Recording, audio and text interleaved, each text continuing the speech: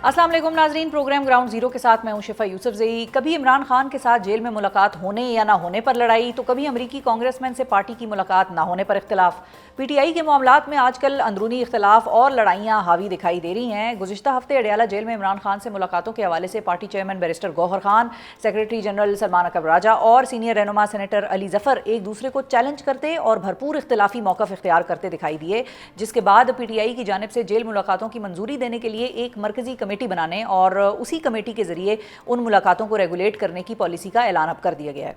जबकि इमरान खान के साथ बाअसर पाकिस्तानी निजाद अमरीकी शख्सियात की जेल में मुलाकात की बाज़गश्त न सिर्फ मुसलसल मौजूद है, बल्कि इसी हवाले से मज़ीद इंकशाफात भी सामने आ रहे हैं। एक ताज़ा तरीन रिपोर्ट के मुताबिक गुज़िश्ता साल नवंबर में इस्लामाबाद एहतजाज से कबल इमरान खान के एक बाअसर पाकिस्तानी निजाद अमरीकी शख्सियत के जरिए इस्टेब्लिशमेंट के साथ मुज़ाकरात जारी थे, मगर जब उनको ये यकीन दिलाया गया कि इस्लामाबाद में एहतजाज के लिए लाखों अफराद जमा होंगे तो इमरान खान ने ये मुज़ाकरात ख़त्म कर दिए। रिपोर्ट में यह भी दावा किया गया है कि अब भी यही शख्सियत इमरान खान और इस्टेब्लिशमेंट के दरमियान मुज़ाकरात में मसरूफ़ है, जबकि मुख्तलिफ पाकिस्तानी निजाद अमरीकी बिजनेसमैन और डॉक्टर्स मार्च के तीसरे हफ्ते में इमरान खान से जेल में मुलाकात भी कर चुके हैं। ओवरसीज़ पाकिस्तानियों का जिक्र हो रहा है तो स्टेट बैंक की जानिब से ये दावा भी किया गया है कि मार्च 2025 में ओवरसीज़ पाकिस्तानियों की जानिब से 4.1 अरब डॉलर की तरसीलात ज़र पाकिस्तान भिजवाई गई हैं, जो कि मुल्की तारीख का एक रिकॉर्ड है। और गुज़िश्ता साल मार्च के मुकाबले में ये तरसीलात ज़र तकरीबन 38% ज़्यादा हैं।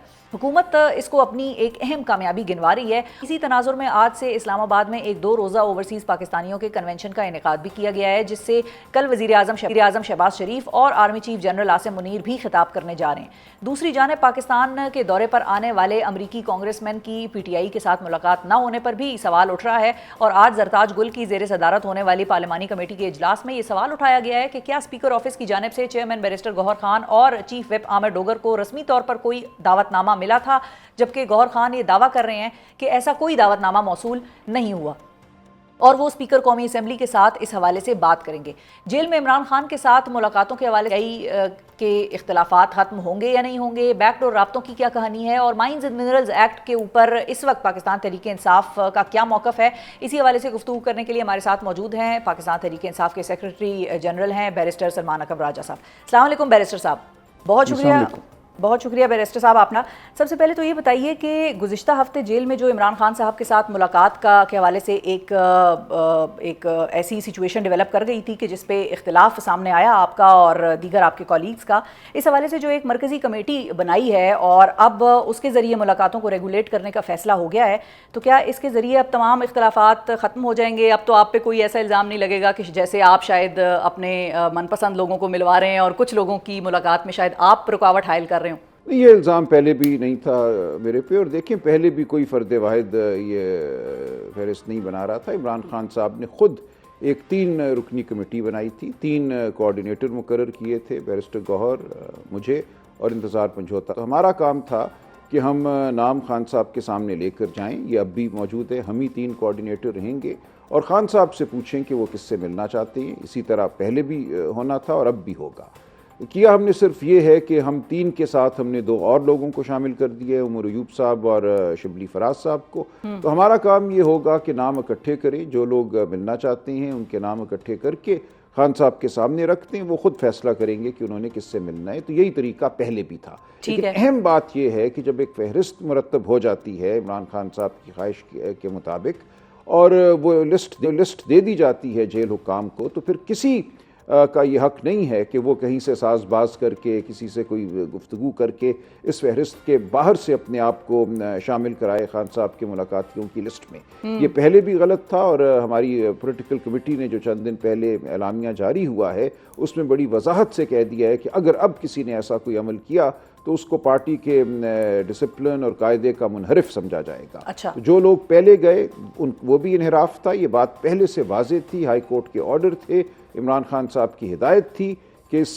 फहरिस्त के बाहर से कोई उनको मिलने नहीं आएगा। जो लोग गए उन्होंने गलती की थी, इस गलती पर मैंने उनको समझाया कि आप ये गलत काम कर रहे हैं। रेवड़ नहीं है ये पार्टी के अडयाला जेल के बाहर आके लोग खड़े हो जाएं और किसी की नज़र करम के मुंतज़र रहें, नज़र पड़े और उनको वो अंदर कर दे, ऐसा नहीं होगा। ये तब भी गलत था और अब भी गलत है। اچھا تو یہ تو آپ کا موقف تھا سلمان صاحب، اور یہ پہلے بھی ہمیں سمجھ آ رہی تھی، لیکن کیا اس میں کوئی ایسا معاملہ ہے کہ مثال کے طور پہ جو شخص وہاں اڈیالہ جاتا ہے اس کی ملاقات تو خان صاحب سے صرف اسی طور ہو سکتی ہے نا کہ عمران خان صاحب نے اندر سے یا تو نام بھیجا ہو یا اس کا ایک طرح سے اپروول ہو، ادروائز تو وہ اندر جا ہی نہیں سکتا، ایسا ہی ہے؟ نہیں دیکھیں، جو خان صاحب نے جو نام اپروو کیے ہوتے ہیں جو ہم دیتے ہیں، جو لسٹ میں جاتے ہیں، اس کے علاوہ اگر وہ جیل والے کسی کو اندر لے جاتے ہیں تو وہ تو ایک طرح سے خان صاحب پہ مسلط کر دیتے ہیں نا اس شخص کو۔ اچھا ہو یہ رہا ہے کہ پچھلے بہت عرصے سے ہمیں موقع نہیں مل رہا خان صاحب سے لسٹ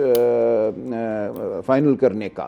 ہونا تو یہ چاہیے کہ کل ایک ملاقات ہے وکلاء کی، منگل کے دن، اس دن ہم جمعرات کی ملاقات کے نام خان صاحب سے فائنل کر لیں، لیکن اگر ہماری منگل کی ملاقات نہیں ہوتی، نہیں یہ کرنے دیتے، تو پھر جمعرات کی لسٹ بھی فائنل نہیں ہوگی۔ ٹھیک ہے، اس صورت میں موقع مل جاتا ہے انتظامیہ کو کہ وہ اپنے من پسند لوگوں کو اندر بھیج دیں، اور خان صاحب کو نہیں پتا ہوتا کہ یہ لوگ لسٹ میں شامل ہیں یا نہیں ہیں جو میں نے یا گوہر صاحب نے یا انتظار پنجوتا نے بنائی ہے۔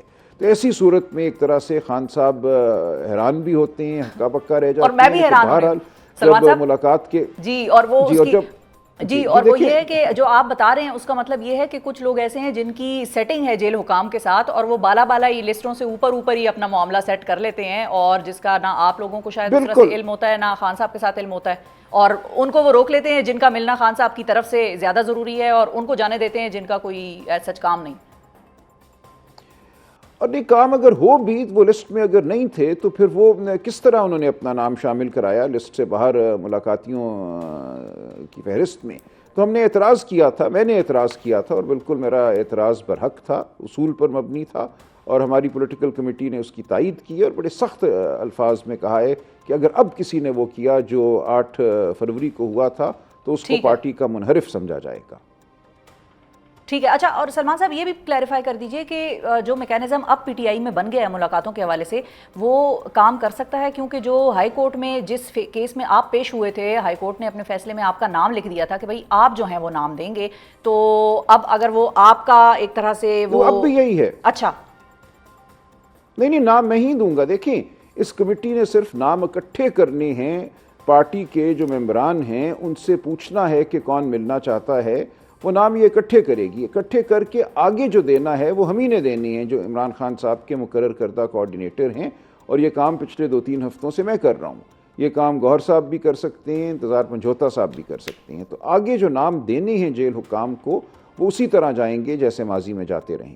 ٹھیک ہے، اچھا اب اگلے ایشو پہ آ جاتے ہیں سلمان صاحب، کہ یہ جو پی ٹی آئی کے حوالے سے خبریں چھپی ہیں آج، آپ نے بھی ایم شور پڑھی ہوں گی کہ خان صاحب کی ملاقاتیں ہوئی ہیں مارچ کے مہینے میں اوورسیز پاکستانیوں کے ایک وفد سے، اور ان میں اوورسیز پاکستانیوں میں ایک شخص ایسا ہے جو کہ اسٹیبلشمنٹ اور خان صاحب کے درمیان ایک کانڈویٹ تھا، اور وہ پیغامات رسانی بھی کرتا تھا اور سیٹلمنٹ بھی کر رہا تھا ایک طرح سے معاملات کے حوالے سے۔ یہ میٹنگ واقعی ہوئی ہے؟ پی ٹی آئی اس کو اون کرتی ہے یا اس خبر کو ڈینائی کرے گی؟ کیا ہے سین اس کا؟ لیکن میرے علم میں نہیں ہے کہ مارچ میں کسی سے ملاقات ہوئی ہے یا نہیں ہوئی۔ یہ کوئی پارٹی کی سطح پہ تو ملاقات نہیں تھی۔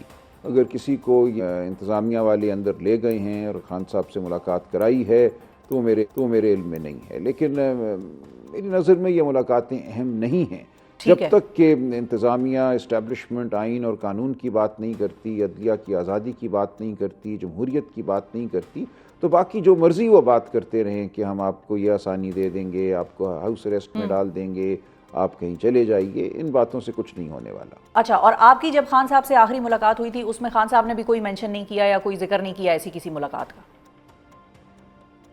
نہیں، انہوں نے کوئی ذکر نہیں کیا۔ ٹھیک ہے، اچھا، اب دوسری ملاقات جو نہ ہو پائی اور اس کے ہونے پر آج آپ لوگوں کی جماعت میں بھی ایک سوال جواب کا ایک سلسلہ اٹھا، وہ یہ تھا کہ جو وفد آیا ہوا ہے ٹام سوزی اور برگمن کے جو لیڈ کر رہے ہیں اس کو، اور ان کی طرف سے پی ٹی آئی والوں کو دعوت نامہ آنا کہ بھئی آپ آ کر ملیں، جس میں کہ گوہر صاحب کو اور عامر ڈگر صاحب کو دعوت نامے آئے، اور بقول گوہر صاحب کے وہ یہ کہتے ہیں کہ ہمیں کوئی دعوت نامہ موصول نہیں ہوا۔ اس کی کیا کہانی ہے؟ اس کے حوالے سے آپ ہمیں کیا بتا سکتے ہیں کہ دعوت نامہ آیا نہیں آیا، اور کیا پی ٹی آئی کی قیادت واقعی ملنا چاہتی تھی اس وفد سے؟ نہیں، ہم ضرور ملتے اگر ایک باضابطہ دعوت نامہ آتا۔ ہم ایک نظم کے تحت، ایک ضابطے کے تحت تو بالکل ملنے کو تیار تھے۔ اب ابہام یہی ہے کہ دعوت نامہ آیا یا نہیں آیا، وہ وربل تھا یا تحریری تھا، فون پہ کسی نے اطلاع دی یا لکھ کے کچھ بھیجا، تو عامر ڈوگر صاحب کا اور گوہر صاحب کا یہ موقف ہے کہ تحریری کوئی دعوت نامہ نہیں آیا۔ اچھا، کیا یہ فون کے ذریعے پروٹوکول افسر نے ان کو بلایا تھا؟ اس حوالے سے کچھ ابہام ہے۔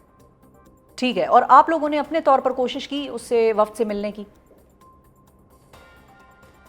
نہیں، دیکھیں ہم کیوں کوشش کریں؟ ایک وفد آیا ہے، وہ پاکستان کے حالات جاننا چاہتا ہے۔ پاکستان کی سب سے بڑی سیاسی حقیقت پی ٹی آئی ہے، انہیں پی ٹی آئی سے ملنا چاہیے۔ پی ٹی آئی کے حوالے سے معلومات ان کو حاصل ہیں، مزید معلومات اگر وہ حاصل کرنا چاہتے ہیں تو یہ ان کا کام ہے کہ وہ ہم سے ملیں۔ ٹھیک ہے، تو لیکن سلمان صاحب ملنا چاہیں تو ویسے تو ملاقات ہو سکتی ہے، کیونکہ آپ کو یاد ہوگا جو ڈونلڈ بلوم تھے انہوں نے اپوزیشن لیڈر عمر ایوب صاحب سے ان کے چیمبر میں جا کے ملاقات کی تھی۔ تو جس نے ملاقات کرنی ہوتی ہے ویسے تو وہ ملاقات کر لیتا ہے، لیکن میں صرف پی ٹی آئی کا موقف جاننا چاہ رہی تھی کہ کیا پی ٹی آئی انٹرسٹڈ تھی ان سے ملنے میں اور یا نہیں تھی؟ دیکھیں ہم تو یہ چاہتے ہیں کہ جو حقیقت ہے اس وقت پاکستان کی، جو فسطائیت کا یا نظام ہے، جو الیکشن لوٹنے کا، اغواکاری کا نظام ہے، وہ ہر ایک کے سامنے رہے کہ یہ ایک مصنوعی صورتحال ہے۔ پاکستان اس طرح آگے نہیں بڑھ سکتا۔ تو ہم حقوق کے، انسانی حقوق کے حوالے سے اپنا مقدمہ ہر فورم پہ رکھنے کو تیار ہیں اور رکھیں گے۔ یہ ہمارا حق ہے، یہ انسانیت کا حق ہے کہ جب انسانیت کی تذلیل ہو رہی ہو تو اس تذلیل کا مداوع جو ہے وہ کیا جائے، اور اس کے لیے جہاں بھی مقدمہ لڑا جا سکتا ہے وہ مقدمہ لڑا جائے۔ انسانی حقوق کی جو پامالی ہے وہ کسی بھی ملک کا اندرونی معاملہ نہیں ہوتی۔ تو ہم بالکل یہ اپنا مقدمہ رکھنے کو تیار ہیں، لیکن کوئی اگر ہم سے ملے گا ایک باضابطہ طریقے سے تو ہم مل لیں گے۔ اچھا، اب چونکہ یہ بات چل نکلی ہے سلمان صاحب، تو آپ سے یہ بھی میں جاننا چاہوں گی کہ جب ہم یہ باتیں سن رہے ہیں اور آپ کے کانوں میں بھی پڑتی ہوں گی کہ عمران خان صاحب اوورسیز پاکستانیز کے تھرو، جیسا کہ اعظم سواتی صاحب نے یا دیگر لوگوں نے، بہت ساروں نے کلیم بھی کیا ہے، ان کے تھرو اگر اسٹیبلشمنٹ کے ساتھ رابطہ کرنا چاہ رہے ہیں یا مذاکرات کرنا چاہ رہے ہیں، تو کیا پاکستان میں موجود پاکستان تحریک انصاف کی قیادت کی اس کو ناکامی سمجھا جائے، یا کس طرح سے اس کو دیکھا جائے کہ بھئی خان صاحب ہی اوورسیز پاکستانیز پر جو ہے وہ یہ ذمہ داری عائد کر رہے ہیں کہ بھئی مذاکرات کرنے ہیں تو کرو؟ انہوں نے کوئی ذمہ داری عائد نہیں کی۔ انہوں نے کب کہا ہے؟ دیکھیں عمران خان کا یہ ہمیشہ سے موقف رہا ہے کہ جو کچھ امریکی شہری کرتے ہیں، خواہ وہ پاکستانی نژاد ہی کیوں نہ ہوں، یہ ان کا معاملہ ہے، ان کے اپنے لیجسلیٹرز کے ساتھ، وہ سینیٹر ہوں، کانگریس مین ہوں، تو یہ ان کے جو نمائندے ہیں اور ان کے جو ووٹر ہیں، یہ ان کا آپس کا معاملہ ہے، اس سے کوئی تعلق نہیں ہے۔ عمران خان صاحب بالکل ان پہ انحصار نہیں کر رہے، لیکن وہ اپنے ملک کی خاطر، ملک میں شرافت کی خاطر، انسانیت کی خاطر، آئین اور قانون کی خاطر اگر کچھ کرتے ہیں پاکستانی نژاد امریکن، تو یہ ان کا حق ہے، ان کو کرنا چاہیے۔ ان کو اپنے وطن کی فکر اگر ہے تو یہ درست بات ہے، لیکن یہ کہنا کہ ہم ان کو کہہ رہے ہیں کہ کچھ کرو یا ان کے ذریعے آگے بڑھنا چاہتے ہیں یا ان پر انحصار ہے ہمارا، یہ بات درست نہیں ہے۔ ٹھیک ہے، اور اسی کے تسلسل میں اگر میرا اگلا سوال آپ سے یہ ہو کہ پارٹی کے مختلف چیپٹرز ہیں، ظاہر ہے مختلف سیاسی جماعتوں کے انٹرنیشنل چیپٹرز ہوتے ہیں، پی ٹی آئی کے بھی ہیں، P T I in international chapter سے اس وقت کیا ایکسپیکٹ کر رہی ہے، اور کیا کوئی ایسی چیز ہے جو پی ٹی آئی نے خود ان کو کہا ہے کہ کرے، یا آپ لوگوں کا بھی کوئی انحصار نہیں ہے؟ نہیں، ہم نارمل پالیٹکس کر رہے ہیں۔ جو ہماری بات ہے وہ بتائیں کہ ہمارا موقف کیا ہے، ہمارا نصب العین کیا ہے، لیکن اس کے علاوہ ہم کوئی نہ تقاضا کر رہے ہیں، نہ پارٹی کی کوئی پالیسی ہے اس حوالے سے۔ جو کچھ عمل ہوتا ہے امریکہ میں، قانونی سطح پہ ہو یا انتظامی سطح پہ ہو، اس سے ہمارا کوئی تعلق نہیں ہے۔ ٹھیک ہے، اچھا، اور سلمان صاحب یہ بتائیے کہ اوورسیز پاکستانیز کی بات ہو رہی ہے، تو آج ایک کنونشن ہو رہا ہے پاکستان میں بڑا اہم، اور اوورسیز پاکستانیز کے ہی حوالے سے ہے۔ اس کنونشن کو آپ کس طرح سے دیکھ رہے ہیں؟ پارٹی کی کیا رائے ہے اس کے حوالے سے؟ کیا اہمیت ہے اس کنونشن کی؟ اگر 100، 200، 300، 400 لوگ ایک کمرے میں بٹھا دیتے ہیں تو کہتے ہیں یہ اوورسیز پاکستانی ہیں، اسی طرح ہے جیسے اڈیالہ جیل میں وہ ایک جنرل پبلک کا ایک انہوں نے حصہ بنایا ہوا ہے، وہاں روز صبح کہیں سے ایک بس میں وہ 20 لوگ لاتے ہیں اور کہتے ہیں یہ عوام الناس ہیں۔ تو اسی طرح اگر یہ اوورسیز پاکستانی ہیں 10، 20، 50 لوگ، 100 لوگ، تو کوئی اہمیت نہیں ہے۔ لاکھوں کروڑوں اوورسیز پاکستانی اپنا فیصلہ کر چکے ہیں، وہ جانتے ہیں کہ پاکستان میں اس وقت حق و باطل کی جنگ ہے، حق کس طرف ہے اور باطل کس طرف ہے، یہ بالکل بات واضح ہے۔ اتنی واضح شاید پاکستان کی تاریخ میں کبھی سیاہ اور سفید کی تفریق نہیں رہی. ٹھیک ہے, کچھ چیزوں کی تو باقاعدہ طور پہ کلیئرٹی ہے, آئی ایگری ود یو, لیکن کچھ چیزوں پہ کلیئرٹی نہیں ہے, اور اسی حوالے سے گورنمنٹ اپنا موقف جو ہے وہ سامنے رکھ کر اپنی اس کو اہم جو جیت ہے وہ گنواتی ہے. کہ مثال کے طور پہ جس پہ میں نے پہلے بھی فگرز کوٹ کیے کہ $4.1 بلین جو ہے پاکستان میں ریمیٹنسز آئیں مارچ کے مہینے میں 2025 میں, اور گورنمنٹ اس کو اپنی بڑی کامیابی کہتی ہے. اور جب اوورسیز کنونشن ہوتا ہے تو پھر ایسا لگتا ہے کہ شاید اوورسیز پاکستانیز جو ہیں انہوں نے ٹرسٹ کیا ہے گورنمنٹ پر اور وہ پیسے بھجوا رہے ہیں, جبکہ آپ لوگوں کی ایک ان اناؤنسڈ بوائیکاٹ کی کال بھی تھی ریمیٹنسز کے حوالے سے. دیکھیں کنونشن کیسے کسی کامیابی کی ضمانت ہے؟ پھر میں یہی عرض کروں گا کنونشن میں تو یہی چند 100 لوگ ہوں گے نا, ان کو آپ بٹھا کے لے آئیں تو وہ تو کوئی کامیابی نہیں ہے. اور جہاں تک ریمیٹنسز کا تعلق ہے دو باتیں اس حوالے سے دیکھیے. ایک یہ کہ ریمیٹنسز کا بڑھ جانا جو ہے وہ ناکامی کی دلیل ہے, وہ اس بات کی دلیل ہے کہ لوگ ملک کو چھوڑ کر جا رہے ہیں, اور یہ ہوا ہے پچھلے 3 سال میں اتنی بڑی تعداد میں لوگ ملک چھوڑ کر گئے ہیں جو پاکستان کی تاریخ میں کبھی کسی 3 سالہ عرصے میں نہیں ہوا. ان لوگوں نے اگر وہاں جا کر کوئی مزدوری کی ہے, نوکری کی ہے اور پیسے واپس بھیجے ہیں تو یہ ایک ہماری ناکامی کی دلیل ہے کہ لوگ ملک میں اپنا مستقبل نہیں دیکھتے, ملک سے باہر اپنا مستقبل دیکھتے ہیں. تو ایک تو یہ بات. دوسرا جو ہمارے یہ فگرز ہیں جو ہندسے ہیں اس کے حوالے سے تاریخی طور پر ایک ابہام رہا ہے, شبہ رہا ہے, شک رہا ہے. چند سال قبل آپ کو یاد ہوگا IMF نے یہ کہا تھا, اسی پارٹی کا دور حکومت تھا جو آج اقتدار میں ہے, کہ فگر فجنگ ہوئی ہے پاکستان میں. تو ہم دیکھیں گے, ہم تحقیق کریں گے کہ یہ نمبر کیا ہیں, یہ نمبر کس طرح جنریٹ کیے گئے ہیں, یہ بات اتنی واضح نہیں ہے. ٹھیک ہے. اچھا, اور فائنلی سلمان صاحب یہ بتائیے کہ مائنز اینڈ منرلز ایکٹ جو خیبر پختونخوا میں اب یا تو منظور ہوگا یا نہیں ہوگا, جس کو کابینہ نے بہرحال منظور کر لیا KP گورنمنٹ کی, اس کے اوپر اب کیا چل رہا ہے؟ کیونکہ بلوچستان کے حوالے سے جو مائنز اینڈ منرلز ایکٹ تھا اس پہ JUIFA نے بھی بڑی اس کی مخالفت کی, اور انہوں نے تو اپنی پارٹی میں یہ آرڈر کر دیا کہ بھائی کسی نے اس پر اگر ووٹنگ کی ہے یا اس کی حمایت کی ہے تو ان کے خلاف بڑا ایکشن ہوگا. تو اب آپ لوگوں کے صوبے میں وہاں پر کیا ہو رہا ہے اس حوالے سے؟ جی بالکل یہ ایسا ہی ہے, اور یہ بدقسمتی سے خط شائع ہو گیا کہ یہ بل کہاں سے آیا ہے, کس طرح اس کو لکھا گیا اور اس کو صوبوں کو بھیجا گیا کہ یہ پاس کر دو. ہماری پارٹی میں بھی بہت اس پہ بحث ہوئی ہے اور اتفاق ہے کہ یہ ہم بل پاس نہیں کریں گے جب تک عمران خان جیل سے باہر نہیں آتے. یہ کوئی موقع نہیں ہے ملک میں کسی بنیادی نوعیت کی تبدیلی کرنے کا. ایک 2017 کا مائنز اینڈ منرلز ایکٹ ہے خیبر پختونخوا صوبے میں, اس کے تحت کام ہوتا رہے گا. آئندہ کے لیے ہمیں ایک معدنی پالیسی پہلے وضع کرنی ہے. دیکھیں دنیا میں 2 طرح کی پالیسیز ہیں معدنیات کے حوالے سے. ایک یہ کہ زمین سے پتھر نکالو اور اسی حالت میں جہازوں پہ چڑھاؤ, بحری جہازوں پہ, اور بھیج دو باہر. دوسرا یہ ہے کہ نہیں, اس پتھر کو ریفائن کرو, اس میں جو منرل کانٹینٹ ہے اس کو نکالو, سمیلٹنگ کرو, اور اس کے بعد اس کی بنیاد پہ یہاں کوئی انڈسٹری قائم کرو. تو ہم کیوں ان پتھروں کو باہر بھیجنا چاہتے ہیں؟ یہاں صرف گڑھے باقی رہ جائیں گے, کوئی فیکٹری نہیں ہوگی, کوئی یہاں پہ ٹیکنالوجی ٹرانسفر نہیں ہوگی. تو یہ ایک بڑا نظریہ ہے معدنیات کے حوالے سے کہ معدنیات کا مقصد صرف یہ نہیں ہونا چاہیے کہ کھود کر زمین ان کو باہر بھیج دو. معدنیات جو ہیں وہ ایک دیرپا صنعتی انقلاب کا باعث ہونے چاہیے. یہاں پہ نوکریاں پیدا ہونی چاہیے ان معدنیات کی وجہ سے. تو ہم ایک اپنا تصور دیں گے. صوبہ خیبر پختونخوا اس حوالے سے آئینی طور پہ خود مختار ہے, یہ آئینی سبجیکٹ ہے, ہم بالکل تابع نہیں ہیں کسی وفاقی حکم کے. ٹھیک ہے, یعنی کہ آپ نے مشروط کر دیا عمران خان صاحب کی رہائی کے ساتھ مائنز اینڈ منرلز ایکٹ کے اپروول کو, ایسا ہی ہے؟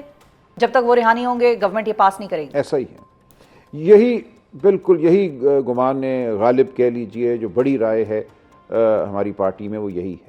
بالکل صحیح ہے. بہت شکریہ ادا کریں گے سلمان اکرم راجہ صاحب. بڑا دو ٹوک موقف دیا انہوں نے مائنز اینڈ منرلز ایکٹ کے حوالے سے کہ جب تک عمران خان صاحب کی رہائی نہیں ہوتی تب تک خیبر پختونخوا کی حکومت اس کو پاس نہیں کرے گی. اور ساتھ ہی ساتھ انہوں نے یہ بھی کہہ دیا کہ جو کنونشن اس وقت اوورسیز پاکستانیز کا ہو رہا ہے یہ کوئی اہمیت کا حامل نہیں ہے. اور فگرز کے حوالے سے جو بات ہوئی ہے, ریمیٹنسز کے حوالے سے انہوں نے یہ فرمایا کہ وہ اس کو چیک کریں گے اور اس کو انویسٹیگیٹ کریں گے کہ آیا یہ فگرز درست ہیں یا نہیں. اور ساتھ ہی انہوں نے پرانے وقتوں کی ایک ایگزامپل بھی دے دی جب IMF نے یہ کہا تھا کہ پاکستان میں فگرز فج ہو رہے ہیں. مائنز اینڈ منرلز ایکٹ 2025 کا جس نے اس وقت خیبر پختونخوا میں ایک تنازع کھڑا کر رکھا ہے, اور پاکستان تحریک انصاف کے اندر سے اس مجوزہ قانون سازی کے حوالے سے اختلافی آوازیں اٹھ رہی ہیں, جبکہ وزیر اعلیٰ علی امین گنڈاپور کا موقف یہ ہے کہ ابھی صوبے کی معدنیات سے متعلق صوبائی اسمبلی میں متعارف کروائے گئے مجوزہ بل پر کوئی حتمی فیصلہ نہیں ہوا, اور PTI اپنی تفصیلی سفارشات بعد میں پیش کرے گی. ہم تقریباً 140 صفحات پر مشتمل Khyber Pakhtunkhwa mines and minerals act 2025 کی ان شقوں کا ایک مختصر جائزہ آپ کے سامنے پیش کرنے جا رہے ہیں کہ جن کو متنازع قرار دیا جا رہا ہے اور جن کی بنیاد پر یہ دعویٰ کیا جا رہا ہے کہ یہ مجوزہ قانون معدنیات کے حوالے سے صوبائی حکومت کی خود مختاری کم کر سکتا ہے۔ مائنز اینڈ منرلز ایکٹ 2025 کے سیکشن 3 اور 4 کے تحت ایک mines and minerals development authority قائم کرنے کی تجویز دی گئی ہے، جس کو بے پناہ اختیارات حاصل ہوں گے اور یہ اتھارٹی کانوں کی لیز اور اس کے حوالے سے مختلف معاہدے کرنے کی مجاز ہوگی۔ اسی قانون کی سیکشن 58 یعنی کہ 58 کے تحت مائنز اینڈ منرلز اتھارٹی کو کسی بھی قسم کی سول قانونی کارروائی سے استثناء حاصل ہوگا، اور اس مجوزہ اتھارٹی کے حوالے سے یہ خدشہ ظاہر کیا جا رہا ہے کہ اتنے لامحدود اختیارات رکھنے والی اتھارٹی خود صوبائی حکومت کے متوازی ایک سیٹ اپ کا روپ دھار سکتی ہے۔ اس قانون سازی کے حوالے سے دوسرا اہم ترین اعتراض سیکشن 5 کے تحت تعینات کیے جانے والے بورڈ آف ڈائریکٹرز کے انتخاب کا طریقہ کار ہے، جو کہ خاصا مبہم بتایا جا رہا ہے، اور ساتھ ہی یہ بورڈ کسی پارلیمانی یا پبلک احتساب سے مبرہ ہوگا۔ ایسی صورتحال میں کام کرنے والے بورڈ آف ڈائریکٹرز کی پوچھ گچھ نہ ہونے پر کئی انتظامی مسائل جنم لے سکتے ہیں۔ اس مجوزہ قانون سازی کا تیسرا ایشو بھی ایک مرکزی اتھارٹی کے ہاتھ میں بے پناہ اختیارات کا ارتکاز ہے، اور کسی بھی قسم کی قانونی چارہ جوئی سے مجوزہ استثناء معاملے کو مزید پیچیدہ بنا سکتا ہے۔ اس قانون پر آخری اعتراض معدنیات سے حاصل ہونے والی آمدنی کو مقامی آبادی کے ساتھ شیئر کیے جانے کو لازمی قرار دینے کے کسی بھی قسم کی کوئی شک کا نہ ہونا ہے، جبکہ یہ ریونیو مقامی قبائل یا آبادی کے ساتھ شیئر نہ ہونے کی صورت میں محرومی کا احساس بڑھ جاتا ہے، جیسا کہ بلوچستان کے تناظر میں ایسا دیکھنے میں آیا ہے۔ اس تنقیدی جائزے کے ساتھ ساتھ ماہرین کی سفارشات بھی ہم آپ کے سامنے پیش کریں گے ہیں کہ مجوزہ کے پی مائنز اینڈ منرلز ایکٹ 2025 کے تحت قائم کی جانے والی مائنز اینڈ منرلز اتھارٹی کو لامحدود اختیارات دینے کے بجائے مخصوص انتظامی اختیارات دیے جائیں تاکہ صوبائی حکومت کے ساتھ کوئی تنازع کھڑا نہ ہو۔ دوسری تجویز یہ ہے کہ مائنز اینڈ منرلز اتھارٹی کے اقدامات کو کسی بھی سول قانون کی کارروائی سے استثناء دینے کے بجائے اس حوالے سے ایک قانونی توازن قائم رکھا جائے اور قانونی کارروائی سے مبرہ اتھارٹیز کے قیام سے گریز کیا جائے۔ اپنی اس موجودہ شکل میں صوبائی اسمبلی سے پاس ہونے کی صورت میں کے پی مائنز اینڈ منرلز ایکٹ 2025 متعلقہ ہائی کورٹ میں چیلنج بھی ہو سکتا ہے، اور عدالت کسی بھی شک کو خلاف آئین اور قانون قرار دے کر ختم کرنے کے احکامات بھی دے سکتی ہے۔ یہ بھی تجویز ہے۔ اچھا، ماہرین کی تیسری تجویز یہ ہے کہ مائنز اینڈ منرلز اتھارٹی کے لیے تعینات کیے جانے والے بورڈ آف ڈائریکٹرز کے انتخاب کے عمل کو منصفانہ اور شفاف بنایا جائے تاکہ ان تعیناتیوں پر کوئی سوال نہ اٹھا سکے اور خود ڈائریکٹرز کا انتخاب متنازع نہ ہو سکے۔ ماہرین کی چوتھی تجویز یہ ہے کہ معدنی وسائل سے حاصل ہونے والے ریونیو اور آمدنی پر مقامی آبادی کو حصہ دینے کے لیے قانونی گنجائش نکالی جائے تاکہ معدنیات کی ملکیت رکھنے والے مقامی قبائل اور شہریوں کے حقوق کا بھی تحفظ ہو سکے۔ امید کرنی چاہیے کہ اس مجوزہ قانون میں پائے جانے والے یا سکم جو ہیں اور خامیاں ہیں ان کو خیبر پختونخوا حکومت اسمبلی میں بحث کے دوران دور کرے گی اور ایک ایسا قانون پاس کرے گی جو کہ تنازعات سے پاک ہوگا۔ البتہ پی ٹی آئی کے اس حوالے سے جو اہم پریس ریلیز ٹویٹر پر شائع ہوئی تھی اس میں ایک اہم نقطہ یہ تھا کہ پارلیمانی جماعتوں سے مشاورت کیے بغیر اس پر صوبائی حکومت آگے نہیں بڑھے گی، اور جس کی جو بھی سفارشات ہوں گی وہ صوبائی حکومت ان کو اکوموڈیٹ کرے گی جب وہ صوبائی حکومت کے ساتھ شیئر کریں گے۔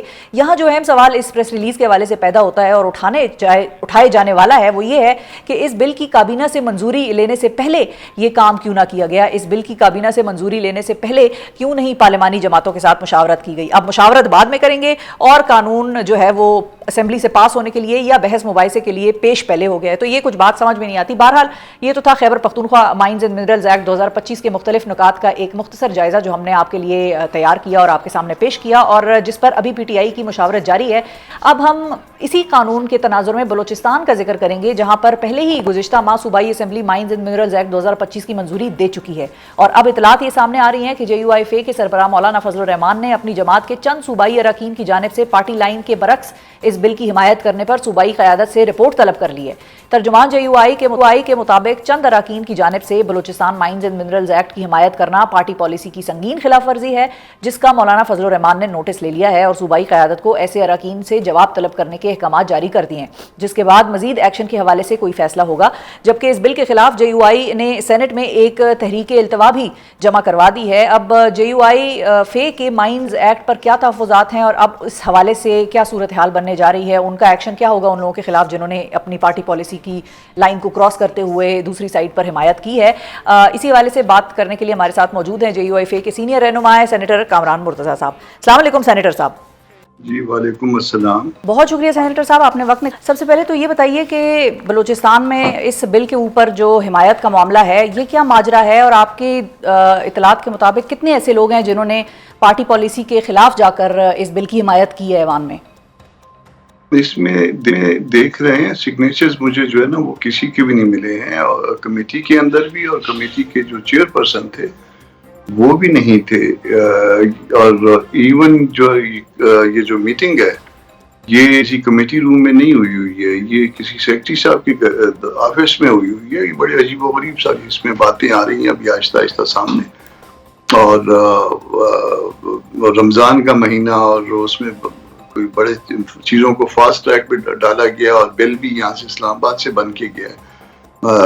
یہ ڈیوالو سبجیکٹ ہے 18th امینڈمنٹ کے بعد، اور اس میں جو ہے وفاق کا کوئی کام نہیں ہے، ماسوائے اگر کوئی ریڈیو ایکٹیو جو ہے نا وہ چیزیں ہوں، یا کوئی تیل گیس کی کوئی بات ہو کے بعد جو ہے نا اس کے علاوہ تو، اور وہ اسٹریٹجک منرل کے نام سے ایک نئی جو ہے نا اصطلاح بنائی ہے، اور اسٹریٹجک منرل جو ہے نا بعد میں نوٹیفائی کرے گا، کون نوٹیفائی کرے گا، کیسے نوٹیفائی ہوگا. پھر وفاق کا ایک افسر جو ہے بیچ میں ڈال دیا گیا ہے، یعنی پروونشل سبجیکٹ میں وفاق کا افسر جب بیٹھے گا تو پرومس کی کیا حیثیت رہ جائے گی. عجیب و غریب بات ہے، مگر سٹل جو ہے وہ ہم انکوائر کر رہے ہیں. یہ ہم نے خود ہی، اس میں تنقید بھی آ رہی ہے مگر یہ ہم نے خود سرفیس کیا ہے اس کو، اور خود جو ہے نا اس کو ڈگ کر کے، اور اس کے بعد سرفیس کر کے، اور خود اس پہ ایکشن لیا. یعنی اس کا مطلب یہ ہوا کہ پارٹی کے اندر احتساب کا نظام موجود ہے، اور وہ بڑی سختی کے ساتھ اس میں احتساب ہو رہا ہے کہ کیوں اس طرح سے. اچھا، تو پھر سینیٹر صاحب یہ بتائیے کہ کیا آپ لوگوں کی حمایت کے بغیر وہاں پر پارلیمان سے یہ بل پاس ہو سکتا ہے، صوبائی اسمبلی سے؟ جی ہاں، ہماری حمایت کی ضرورت نہیں تھی، وہ صرف اس میں یہ جان بوجھ کے کیا گیا، جو کچھ کیا گیا جان بوجھ کے پارٹی کو خراب کرنے کے لیے، گندا کرنے کے لیے، تاکہ بعد میں جو ہے نا یہ کوئی بات نہ کر سکیں. یہ پارٹی کا راستہ روکنے کے لیے یہاں پہ بھی، اور جب خیبر پختونخوا میں بات آئے تو کہیں کہ وہاں تو آپ نے ایسا کیا تھا. تو یہ جان بوجھ کے جو ہے نا یہ چالاکیاں کرتے ہیں. اصل میں جو ہے حکومتیں جو ہے وہ کسی قانون کی بجائے چالاکیوں پہ چلتی ہیں. ٹھیک ہے. اچھا، تو یہاں پہ یہ چالاکی جو ہے، چالاکی کا اچھا ورڈ آپ نے استعمال کیا. یہ آپ نے ایک اور بات بھی اپنے پہلے جواب میں کہی کہ اسلام آباد سے آیا تھا یہ بل، اور جو سلمان اکرم راجہ صاحب ہیں، میں نے چیک کر لیا، وہ اسلام آباد سے بن کے آیا تھا، اور خیبر پختونخوا والا بھی اسلام آباد. جی، تو اب یہ جو دونوں بلز اتنے اہم نوعیت کے اسلام آباد سے بن کے جا رہے ہیں، تو اس میں اسلام آباد کیا کرنا چاہ رہا ہے؟ مثال کے طور میرا مطلب ہے کہ وفاقی حکومت جو ہے یہاں پر کیا اچیو کرنا چاہ رہی ہے جو بلز اپنے بنوا کر صوبوں کو بھجوا رہے ہیں کہ اس کو منظور کر لیں؟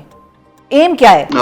انٹینشن تو یہی ہے نا، اسلام آباد کسی نہ کسی حوالے سے قبضے میں توسیع چاہتا ہے نا. صوبوں کی جو صوبوں کا معاملہ ہے وہاں پہ جو ہے نا وہ ایکسیڈ کر رہے ہیں اپنی پاورز کو، اور جب ایکسیڈ کر رہے ہیں تو پھر اور وہ بھی 18th امینڈمنٹ یعنی کانسٹیٹیوشن پروویژن کے اگینسٹ جو ہے نا وہ اپنا ایکسیڈ کر رہے ہیں.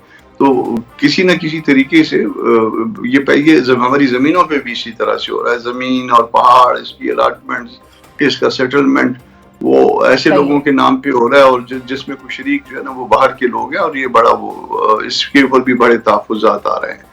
پورا صوبہ جو ہے نا اس میں اس حوالے سے کنسرن. صحیح ہے. تو آپ یہ موقف کتنا بائے کرتے ہیں کہ اس ایشو کو کے پی والوں نے بھی بڑا اٹھایا، وہاں کے پی ٹی آئی کے جو ورکرز ہیں وہ بھی سخت خلاف ہو گئے اپنی گورنمنٹ کے، سخت تنقید کی انہوں نے، اور اس کے بعد پھر پی ٹی آئی کو ایک پریس ریلیز جاری کرنا پڑا جس میں انہوں نے کہا کہ بھئی ہم پارلیمانی جماعتوں کی مشاورت کے بغیر اس بل پر آگے نہیں بڑھیں گے. لیکن ساتھ ہی ساتھ ان پر یہ الزام بھی لگ رہا ہے کہ انہوں نے کابینہ سے تو منظوری دے ہی دی تھی اس بل کی، تو اگر اتنا ہی نیک نیتی تھی تو پھر پارلیمانی جماعتوں سے مشاورت تو پہلے ہونی چاہیے تھی، اور پھر اس کے بعد ہوتی ہے. اس کو مولانا نے اٹھایا تھا انیشلی جو ہے نا، یہ مولانا نے اس معاملے کو اٹھایا تھا، اور یہ کئی دنوں سے یہ معاملہ چل رہا ہے، اور مجھے پھر کاپیاں بھجوائی گئی ہیں، اور اس کے بعد جو ہے نا مولانا نے جو کچھ بھی ہو رہا ہے مولانا کی ہدایت پہ ہو رہا ہے. ایون جو ہے نا سینٹ میں معاملہ گیا، اس سے پہلے وہ اسپیچ کرنا چاہ رہے تھے جن دنوں میں کورم ٹوٹ رہا تھا نا بار بار. جی وہ اس حوالے سے وہ اسپیچ کرنا چاہ رہے تھے نیشنل اسمبلی میں، اور وہ کئی دفعہ وہ انہوں نے اٹیمپٹ کیے مگر وہ پھر کورم ٹوٹ جاتا تھا. وہ اس انتظار میں تھے کہ کس وقت کورم پورا ہو اور وہ آئیں اسمبلی میں اور آ کے اپنی جو ہے نا بات رکھیں اسمبلی کے سامنے کہ کس طرح سے صوبوں کے حقوق میں مداخلت ہو رہی ہے. تو اب ان اسمبلیوں کا جو ہے وہ مقصد سامنے آنے لگ گیا کہ اصل میں سارا میلہ جو سجایا گیا ہے وہ ہماری چادر چرانے کے لیے کیا گیا. ٹھیک ہے. تو اچھا اب یہ کہہ سکتے ہیں کہ اس معاملے پر پی ٹی آئی اور جے یو آئی ایک ہی کشتی کے سوار ہیں, وہاں پر بھی اس کو اپوز کیا جا رہا ہے اور آپ لوگوں نے بھی تحریک التوا جمع کرائی ہوئی ہے, مگر ان کی کیبنٹ نے منظوری دی, کیبنٹ نے منظوری دی ہوئی ہے, بالکل, اور کیبنٹ میں منظوری دی ہے نا. یہ ایک عجیب و غریب بات ہے کہ کیبنٹ جو ہے نا منظور کر لے, سی ایم اس کا جو ہے نا حصہ ہوں, وزراء اس کا حصہ ہوں, اور ہم تو اس میں بڑا اپنی تنقید جو ہے نا فیس کر رہے ہیں, جو ہمارے کوئی 1-2-3 ممبروں نے جو ہے اس میں وہ کیا ہے. حالانکہ پیکا ایکٹ میں آپ کو یاد ہوگا کہ پیکا میں وہ میری امینڈمنٹس کو جو اسکریپ کیا تھا, اس میں پی ٹی آئی کی کمیٹی تھی, چیئر وہ کر رہے تھے, مگر اسکریپ کر دیا تھا. اور پھر انہوں نے کہا کہ نہیں جی ہم تو صرف چیئرمین تھے, تو باقی ہمارا بھی ادھر جو ہے نا صرف چیئرمین تھا, اور چیئرمین نے جو ہے نا وہ اس طرح سے ایک وہ غلطی کر دی ہے, اور اس کو بھی جو ہے نا وہ غلطی کرائی گئی ہے. اچھا, شوگر کوٹڈ تھا, ہاں شوگر کوٹڈ تھا سارا, اور اس میں میں اب نام نہیں لے سکتا, مگر کن کن لوگوں نے جو ہے نا یہ مٹھائی میں زہر ملا کے ٹھیک ہے. تو یعنی کہ آپ نہیں بائی کرتے وہ جو پریس ریلیز آئی ہے کہ بھئی ہم سب کی مشاورت سے کریں گے اور اس میں کوئی ایسی بدنیتی والی بات نہیں ہے, اور کیبنٹ نے منظور کر لیا, جب کیبنٹ نے منظور کر لیا اس کے بعد اسمبلی میں جاتا ہے, اب اس کے بعد مشاورت آپ نے شروع کر دی. ایگزیکٹلی یہ اسٹیپ 2 جو ہے انہوں نے پہلے لے لیا, جلدی میں تھے نا زیادہ تر سینیٹر صاحب, زیادہ جلدی میں تھے. اس وقت ان کو بھی کوئی سبز باغ دکھائے گئے ہوں, بس شاہ سے زیادہ شاہ کی وفاداری بھی کبھی کبھی نظر آ جاتی ہے, وہ مار بھی دیتی ہے پھر بندے کو, اس میں پھر بندہ مار بھی کھا لیتا ہے. یہ بتائیں سینیٹر صاحب کہ اب خالصتاً اگر آپ سے ہم یہ پوچھیں کہ کے پی میں اور بلوچستان میں مائنز اینڈ منرلز کا جو 2025 کا بل ہے, اس میں سب سے خطرناک ترین جو آپ کہیں گے کہ امینڈمنٹ ہے وہ کیا ہے جس سے صوبوں کو نقصان پہنچے گا؟ خود مختاری تو ہے ہی, ٹھیک ہے, اس کے علاوہ تین باتوں کو ذہن میں رکھ لیجئے. لیجسلیشن صوبوں کی ہو رہی ہے, بل وفاق سے جا رہا ہے, ٹھیک ہے, نمبر 1. ہاں نمبر 1. نمبر 2, اسٹریٹجک منرلز کے نام سے ایک ایمبیگوٹی کریٹ کی گئی ہے. یہ اسٹریٹجک منرل کیا ہوتے ہیں؟ جب دستور میں 172 میں لکھا ہوا ہے کہ یہ جو ہے وہ کون سی چیزیں جو ہے نا وہ فیڈریشن کے ڈومین میں آتی ہیں, اور باقی ریمیننگ جو ہے وہ ان کے ڈومین میں آتی ہیں صوبوں کے, تو پھر اس کے بعد اسٹریٹجک منرلز کی جو ہے نا ایک نئی اصطلاح بنانا جو ہے. اسٹریٹجک منرل کیا ہوتی ہیں؟ اس میں تو آپ لوہے کو بھی ڈال سکتے ہیں, اس میں تانبے کو بھی ڈال سکتے ہیں, اس میں چونے کے پتھر کو بھی ڈال سکتے ہیں, اس میں تو ایون عام پتھر کو بھی آپ ڈال سکتے ہیں کہ نہیں جی یہ فلاں جگہ پہ استعمال ہوتا ہے.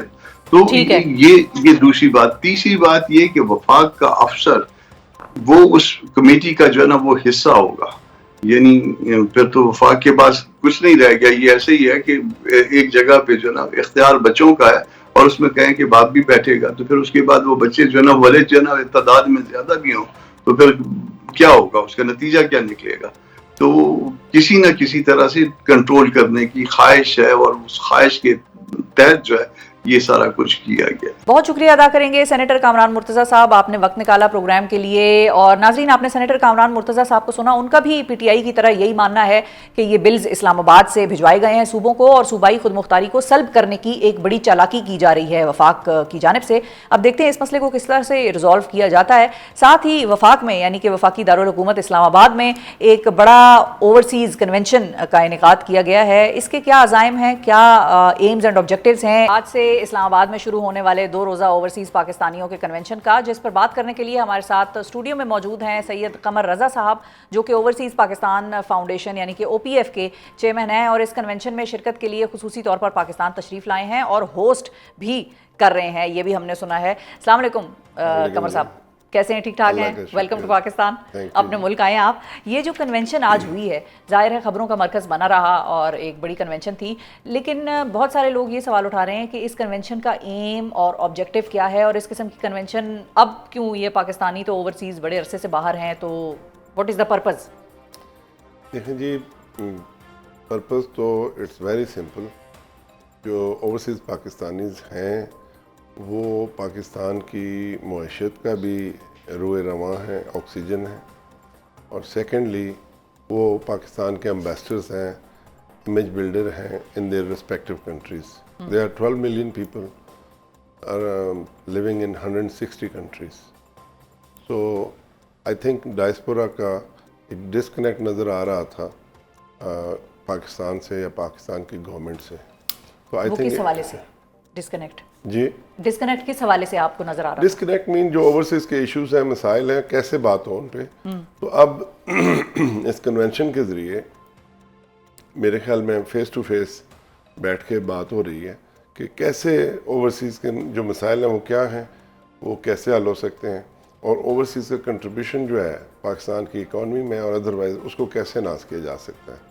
صحیح. آج تو کنٹریبیوشن کے حوالے سے تو اہم فگر سامنے آئے ہیں اسٹیٹ بینک کی طرف سے. 4.1 بلین ڈالرز جو ہیں وہ ریمیٹنسز پاکستان آئی ہیں اوورسیز پاکستانیز کی جانب سے. اس کو آپ حکومت کی کامیابی سمجھتے ہیں، پاکستان کی معیشت کا اثر ہے جو کہ اوورسیز کو بھی کانفیڈنس دلاتا ہے، یا اس کے پیچھے کوئی اور محرکات ہیں، جس طرح سے کہ کچھ لوگ یہ بھی کہتے ہیں کہ پاکستانیوں نے اتنی بڑی تعداد میں پچھلے کچھ عرصے میں یا ادروائز بھی باہر جو ہے وہ ہجرت کی ہے کہ اس کی وجہ سے یہ جو فگرز ہیں یہ ڈبل ہو گئے. سو آپ کے نزدیک اس کا ریزن کیا لگتا ہے آپ کو؟ آف کورس اس کے پیچھے گورنمنٹ کی محنت ہے. گورنمنٹ نے لوگوں کو اسکلڈ کیا ہے اور مین پاور ایکسپورٹ کی ہے، اور مین پاور ایکسپورٹ جو کی ہے اس کے نتیجے میں ریمیٹنس بڑھی ہیں. بات یہ ہے کہ ہم ذرا کرٹیکل ہو جاتے ہیں، but I think government of Pakistan is focus. That's why آپ دیکھ سکتے ہیں کہ یہ کنونشن بھی ہو رہا ہے، اور آپ یہ دیکھیں کہ اوورسیز پاکستانیز کو اسٹیٹ گیسٹ کا انہوں نے نوٹیفیکیشن بھی کیا ہے، اور ان کو جب وہ آئے ہیں پاکستان تو دونوں ہاتھ کھول کے ویلکم کیا ہے. اور پاکستان میں آرمی چیف بھی ان کو لنچ کل دے رہے ہیں، اور ڈنر جو ہے رات کو prime minister house PM house ہاؤس میں انہوں نے رکھا ہوا ہے. تو میں سمجھتا ہوں کہ یہ بہت خوشائن بات ہے، کیونکہ اوورسیز کا رول بڑا امپورٹنٹ ہے. جو میں نے جب سے میں پاکستان آیا ہوں، اس پوزیشن پہ آیا ہوں، تب سے میں نے بڑی محنت سے کام کر رہا ہوں اور کوشش کر رہا ہوں کہ جو اوورسیز کے ایشوز ہیں وہ ریزالو ہوں. ہم کیسے ریمیٹنس بڑھا سکتے ہیں، ہم کیسے پاکستان کا امیج بہتر کر سکتے ہیں باہر کی دنیا میں، تو اسی پہ کام ہو رہا ہے، اور اسی کے نتیجے میں آپ دیکھ رہے ہیں کہ چیزیں اللہ کا شکر ہے امپروو ہو رہی ہیں. ٹھیک ہے ٹھیک ہے. اچھا، ایک تو میں چاہوں گی کہ جو مسائل آج ڈسکس ہوئے، ہو سکتا ہے بہت سارے ناظرین نے نہ فالو کیا ہو اس کو یا کم فالو کیا ہو، تو وہ میں چاہوں گی کہ وہ مسائل بھی آپ ذرا گنوائیں کہ جن پر وہاں پر بات ہوئی اور جن پر گورنمنٹ جو تھی وہ بہت رسپانسو تھی. اور ان میں سے ایک مسئلہ جو کہ بڑے عرصے سے چلا آ رہا ہے وہ ہے اوورسیز پاکستانیز کے ووٹنگ رائٹس کا. اس پہ کیا پیش رفت ہوئی، کچھ ہوئی؟ دیکھیں جی، یہ جو کنونشن ہے اس سے پہلے، کیونکہ میں اوورسیز پاکستانیز کو ریپرزینٹ کرتا ہوں پاکستان میں، تو میں نے 14 نکات گورنمنٹ کے سامنے رکھے تھے. اچھا. سب سے پہلے جو ہے وہ پروپورشنل ریپرزنٹیشن یا پولیٹیکل ریپرزنٹیشن آپ کہہ سکتے ہیں، کہ اوورسیز کو جیسے آپ نے مائنارٹیز کو، جیسے آپ نے خواتین کو اسمبلیز میں جگہ دی ہے، سینٹ میں اور قومی اسمبلی میں، اس طرح سے آپ اوورسیز کو بھی دیں. جب تک جو آپ ووٹنگ رائٹ کہتے ہیں وہ ایک گمک ہے، میری سمجھ سے باہر. آپ کیسے ووٹنگ آرگنائز کریں گے دنیا کے 160 ممالک میں، اور لوگ کس طریقے سے، کیا میکنزم ہوگا؟ تو باقی ممالک نہیں کرتے؟ نہیں، کوئی اور ملک نہیں کرتا. آن لائن ووٹنگ ایک پائلٹ پروجیکٹ کیا تھا پاکستان نے کچھ عرصہ پہلے، اگر میں غلط میرا نہیں خیال ایسا کچھ ہوا ہے، میرا نہیں خیال ایسا کچھ ہوا ہے.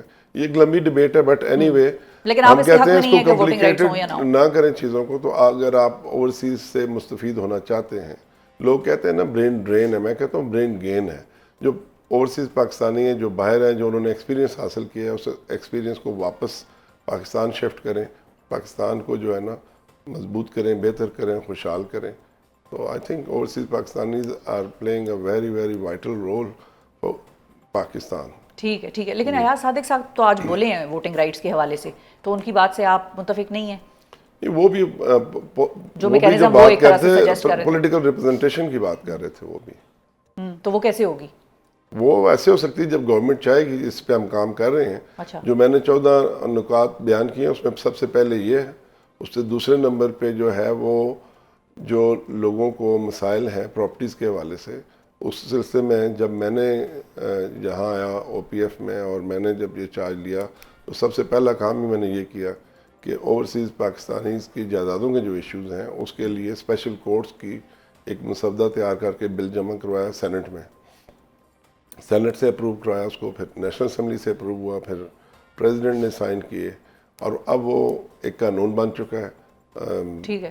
کورٹس کے نوٹیفیکیشنز ہو چکے ہیں، ڈسٹرکٹ کورٹ کے بھی اور ہائی کورٹ کے بھی، اور کورٹس آر ان پروسیس کہ وہ اسٹیبلش ہو اور یہ کام شروع ہو.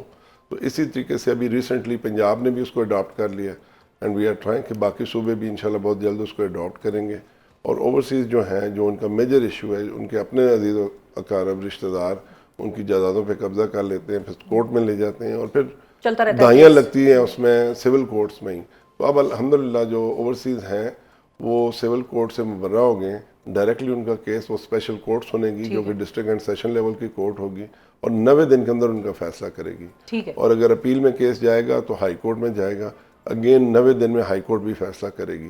تو اسپیڈی ٹرائل ہونا اور چاہیے. اس میں ایک اور خاص بات کہ اوورسیز کو پاکستان آنے کی ضرورت نہیں، وہ اپنے ریسپیکٹو کنٹریز سے، اپنے نیئرسٹ کونسلیٹ سے یا امبیسی سے تھرو ویڈیو لنک اپنے کیس کو پرسو کر سکتے ہیں اور اپنی اٹینڈنس اپیرنس دے سکتے ہیں، اپنی ایویڈنس ریکارڈ کروا سکتے ہیں. تو آن لائن چیزیں بالکل صحیح ہے جی. تھینک یو، بہت شکریہ سید قمر رضا صاحب. ناظرین، چیئرمین او پی ایف ہمارے ساتھ موجود تھے اور آج کی کنونشن کے حوالے سے بتا رہے تھے. ایڈریس ہو رہے ہیں مسائل بھی، بہت سارے ایشوز پر بھی بات ہو رہی ہے. اب دیکھتے ہیں کہ یہ ایشوز کس طرح سے اور کب ریزالو ہوتے ہیں. آج کے پروگرام سے مجھے دیجیے اجازت. اپنا بہت خیال رکھیے، ہمیں اور پاکستان کو دعاؤں میں یاد رکھیے. اللہ حافظ.